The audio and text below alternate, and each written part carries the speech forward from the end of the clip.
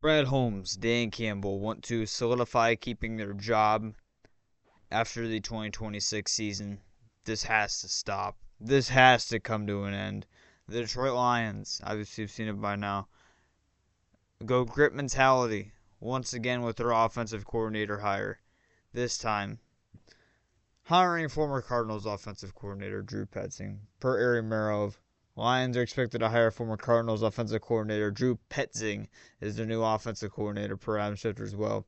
A fascinating hire for Dan Campbell for a job that was very coveted. Very fascinating, yep. Electric offense down in Arizona. I just don't know when this is going to stop. It's never going to stop. Why am I asking that? It's never going to stop. I know this, and this is what's going to end up getting Brad Holmes and Dan Campbell fired, because I'm telling you right now, we do this grit mentality, grit approach for rest of the offseason. We are not winning a Super Bowl in 2026, 2027. We're not winning a Super Bowl. It's just not going to happen. We've seen this before. In 2021, 2022, I mean, you could even argue 2023 made sense going grit mentality, grit approach.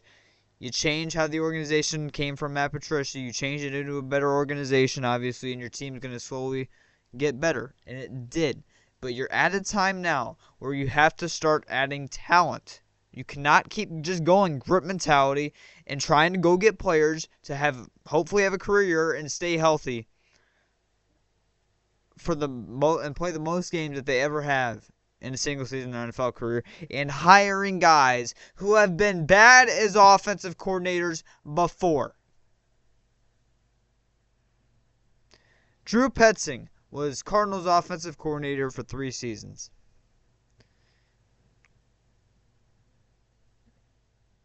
And you mean to tell me right now that any other team was looking to hire Drew Petzing because there's just no shot? There's no shot. Cardinals fans laughing at us. Cardinals beat writers are glad that he's no longer, to say the least, the offensive coordinator of the Arizona Cardinals. They're celebrating that he's no longer the offensive coordinator of the Arizona Cardinals. This is a diabolical hire for Dan Campbell and Brad Holmes. Dan Campbell probably had the final say. Brad Holmes typically does, but when it comes to a coaching hire, I think Dan Campbell probably had the final say. And what are we doing? I mean, what are we doing now? I've already lost trust in Brad Holmes. I don't know if you guys have picked up on that. I don't know if I've said it, but I've completely lost trust on Brad Holmes already. I'm starting to lose trust on Dan Campbell because, again, I think this hiring was made more by Dan Campbell than Brad Holmes. And Brad Holmes still has to take some of the blame for this hiring. And again, it could all work out. I'm not saying this guy's going to suck. I'm not going to say that he's going to be John Morton 2.0. That's not what I'm saying. But what I am telling you is that this is the exact same way, exact same type of play style, and not play style per se, but situation that Johnny Morton was in when we hired him to be offensive coordinator. Was an offensive coordinator before in the NFL was abysmal. So was this guy. The only thing good about Drew Petzing and his time as offensive coordinator in Arizona was the running attack. It was top 10, 2 of the 3 seasons. This past season took a step back due to James Conner and Trey Benson being hurt. Now, I don't think Trey Benson's that great of a running back, but obviously losing James Conner is definitely going to hurt. But besides the rushing attack, and people are saying this could lead David Montgomery to stay. In my opinion, this is just going to lure David Montgomery to go more away. Yeah, they might be better with a running attack, but at the same time, why does David Montgomery want to stay after what Brad Holmes said? In my opinion, it all comes down to respect, not what your production could end up being. I really do think that's what it comes down to, and that's what I think David Montgomery thinks it's come down to. I think David Montgomery, regardless that we hired this guy, is going to ask for a trade, and he deserves to trade out of here. This doesn't change the aspect, I think, of Montgomery staying or leaving. It doesn't. I think he leaves regardless. This is just not a good offensive coordinator hire. I just don't understand why you go get a guy who is... You did this with John Morton, it did not work out. You hired a guy who was offensive coordinator before and was not good at with the offensive coordinator with the New York Jets and Johnny Morton, and you do the same thing with Drew Petzing when John Morton got hired, bad offensive coordinator season with the Jets. Granted, it was like 10 years ago, but you hire him to be offensive coordinator again. The guy's almost in his 60s, struggles, you fire him, or you essentially fire him mid-season, taking over play calling.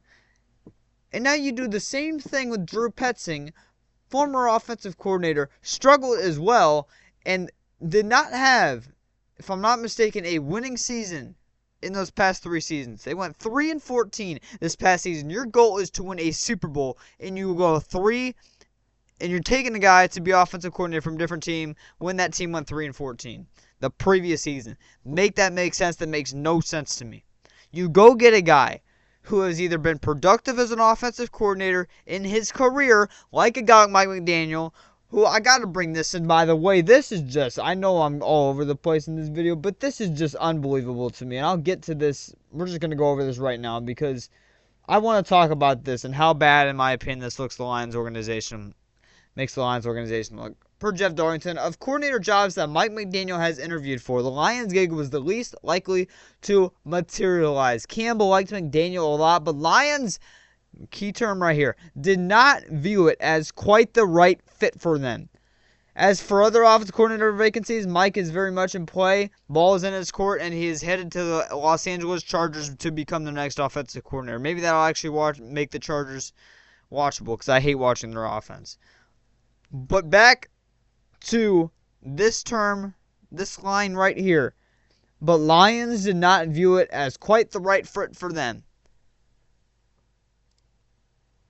Why would you reach out to the guy and bring him in for an interview if you're all of a sudden just going to say it's not quite the right fit for us?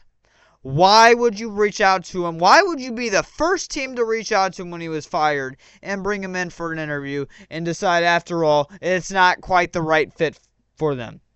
I didn't really think Mike McDaniel was the right fit to begin just because of his personality and his goofy personality. I don't got a problem with that. I just didn't think the Lions were ever going to be a fit for him. Apparently they think the same way too, even though I guarantee a week ago they might have not thought that because they first team to reach out to them, and they interviewed Mike McDaniel. That is a bad look for the Lions organization in my opinion. The fact that Lions could not have said this. I mean, maybe this is just a fake report, but I guarantee this is a legit report since it's coming from Jeff Darlington. If this is true, and the Lions did not view it as quite the right fit, Mike McDaniel for their offensive coordinator job, that is a bad look for Brad Holmes and Dan Campbell. That is a really bad look for Dan Campbell and Brad Holmes when it comes to just around the NFL, but other players and other coaches trying to come here that you're trying to hire. Because they're going to be like, well, why do I go interview for this team when they could say the same thing to me? That is unbelievable to me. That the Lions did not view Mike McDaniel as quite the right fit for them. Why would you bring the guy in for an interview then in the first place? That makes absolute no sense to me. Absolute no sense. And the fact that Mike McDaniel is an offensive coordinator and not a head coach makes it even worse. I'm not saying he should have been head coach. He shouldn't have been. But the fact that he went to the Chargers, who, by the way, Glad McConkey's good. He ain't a wide receiver 1 in my opinion. Besides that, Quentin Johnson, all right, decent wide receiver 3. Keenan Allen probably won't return. Tight end, they got an up-and-coming tight end in Aronde Gadsden.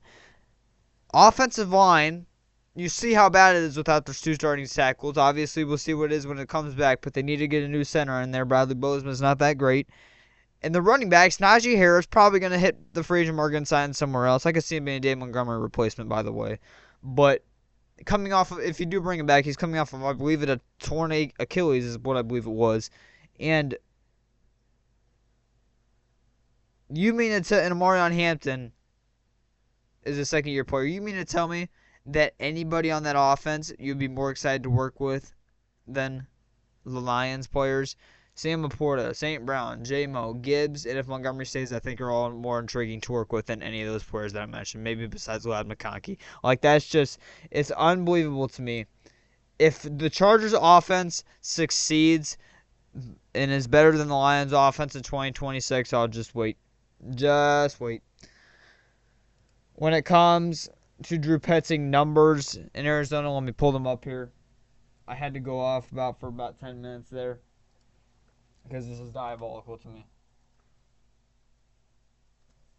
I don't understand why the Detroit Lions, that's what really gets me, why they would reach out to Mike McDaniel if they were not going, if they did not view him as the right fit after all. It just doesn't make any sense to me. It does not make any sense to me. And it's such a bad look. It's such a bad look. The Lions, in my opinion. Drew Petzing, in his time with the Arizona Cardinals, 3 seasons, came there in 2023. He actually was not fired as well. The Lions poached him. So they clearly thought that he's going to be the answer, which is just unbelievable to me. They averaged 5 yards a carry. Drew Petzing in the Arizona Cardinals back in 2023, his first season, and 5.3 in 2024 at the top of the league, with historic franchise totals. But they struggled. This is crazy. But struggled passing with overall points showing uneven quarterback play. And their offensive numbers, when it came to point per game and yards per game, came at the bottom of the league. Came at the bottom of the league. They ranked 20th, 12th, and 27th in total offense in Drew Petzing's time. This Cardinals offensive coordinator. 20th first season, 12th second, and then 27th this past season. I don't really know. I don't really care about the numbers. This isn't going to be a good offensive coordinator hire. I mean, I saw when we hired John Morton that I pretty much knew that. I don't know what I said in the video when we hired John Morton. You can go check it out if you want to. I'll probably check it out after I upload this. But I'm pretty sure, if I'm not mistaken, I did not like that hiring when we first made it, and that I had kind of had a feeling that he wasn't going to work out to begin with. And I have the same feeling, if not worse, with Drew Petzing, because it's the exact same type of experiment that you did with Johnny Morton. I'm really trying to understand what Dan Campbell and Brad Holmes are doing. I really just don't understand. You had so many other options out there that had been proven. I mean, I'm going to be completely honest with you. Out of everybody, we didn't even interview this guy. I mean, maybe they did interview him and it just wasn't public.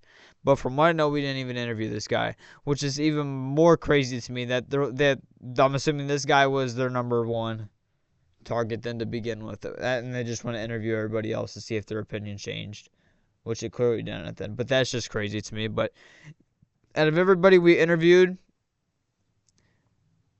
I believe that Drew Petzing and what's his name? Zach Robinson, the Baltimore Ravens quarterback coach, were my 2 least favorite candidates. If we would have interviewed this guy, him and the Baltimore Ravens quarterback coach that we brought in for an interview for OC would have been my 2 least favorite offensive coordinator hires, and we went with one of the 2. I can't believe it. I can't believe it. I would have took Arthur Smith, crazy enough. I would have took Jake Peetz. I would have took David Blau. I mean, I would have took David Blau if he hadn't become offensive coordinator with the Washington Commanders in such a hurry over this guy. It's just, I mean, every single guy we interviewed besides the Baltimore Ravens quarterback coach, I would have took over Drew Petzing. Zach Robinson, I would have took. You want to know the explanation? Arthur Smith, has he been great as offensive coordinator and head coach calling plays in his NFL career? No. Has he been mediocre? Yes. Is that better than bad? Correct. Zach Robinson, he's been about the same when it comes to offensive numbers as Drew Petzing. However, he has worked with Jared Goff in LA. All right? I would have preferred Zach Robinson because that he already has the connection with Jared Goff. And we've seen, if you have a connection with Jared Goff, you're going to succeed. Josh Reynolds, he has struggled since he has left the Detroit Lions because he has not had that connection with this quarterback. He had that connection with Jared Goff was great in Detroit, besides the NFC Championship game, which everybody still wants to hate on Josh Reynolds for that. Obviously, you got to put some blame on him, but we lost that game for multiple other reasons, pass rush being one of them. And that's what I keep going back to as well, the fact that we were 2 quarters away from the Super Bowl, and I think our Super Bowl window is closing right before our eyes. But this is not SOL. This is not, but it will be SOL if we do not win a Super Bowl in 2020 in the 2026 season. I'm telling you right now, because this grit mentality has to stop. It's not going to get us to a Super Bowl. You can do some grit mentality, bring some players that have to do with grit into the organization, but at a point when you were trying to win the Super Bowl and potentially your final year of the Super Bowl window that you're in, you have to bring players of talent. I'm not saying you have to go get guys who have had criminal backgrounds, who have caused locker room issues like C.J. Gardner-Johnson. You don't have to do that. But go get a player who might not necessarily fit. Jamison Williams, in my opinion, was a great example when we drafted him. He was as immature as I think as anybody in the league when we drafted him. Look what he has come into now. Not saying he's mature yet, but he's for sure getting there. And he fits, in my opinion, what the Detroit Lions are about when it comes to off the field. I mean, he always fit the culture when it came to on the field, and he loves the game of football. But when it comes to off the field, I just didn't know if he did. I think he does now. Why can't you go do that, guy? Why can't you do that with somebody else? I just would like to know. I would like to know. And with everybody else that we brought in for an offensive coordinator interview, it's self-explanatory. Mike McDaniel has been successful as an offensive coordinator in the NFL, and he would succeed significantly with the Lions. And the other guys that we brought in as well, I'm trying to think of there's a couple, one or two more, I believe. Mike Kafka was an interim head coach with the New York Giants. And even with their atrocious offense that they had in 2026, he was able to keep their offense afloat. Cam Scatteraboo out essentially for 3/4 of the season. Jackson Dart playing a game, missing a game, playing a game, missing a game. That's essentially what he was doing every single season, was working with quarterbacks like Jameis Winston and Russell Wilson throughout the season. His number one wide receiver was Wan'Dale Robinson. Malik Neighbors got hurt in the first fourth of the season. His starting running back for most of the season was Devin Singletary and Tyrone Tracy. His starting wide receivers opposite Wan'Dale Robinson were I don't even know, Isaiah Hodgins, and that's just putting into perspective how bad that offense was, able to keep it afloat. Yet I understand Kyler Murray was out this past season for the Arizona Cardinals due to injury, but in my opinion, Jacoby Brissett's been a better quarterback anyway. Your running backs are down, okay? You can put a little bit of slack there, but Marvin Harrison has not been the wide receiver that you expected him to be when he was drafted in the NFL. He's not been bad per se, but he's for sure not been lived up to the 4th overall pick, not even close. Yes, Michael Wilson has had a career year this year and looks like an upcoming wide receiver 1 in the NFL. And Trey McBride has turned into, in my opinion, the best or the second best tight end in the NFL. But when your offense is still not consistent and not successful, this is a problem. And the fact that it has only been successful that one season, and yet they still did not make the playoffs that year, which, I mean, obviously their defense had to do something with it, but that is a problem. That it's just a problem. So I don't like this hire. If I had to grade this hire on a scale of 1 to 10, I give it a 3. In my opinion, it was the second worst decision we could have made when it came to offensive coordinator of guys we interviewed, with the Baltimore Ravens quarterback coach being the only one that I would have not liked, or that I would have disliked more than Drew Petzing. But we'll see how it works out. And if Drew Petzing does not work out, just wait. Just wait. One probably go Lions. This team drives me crazy.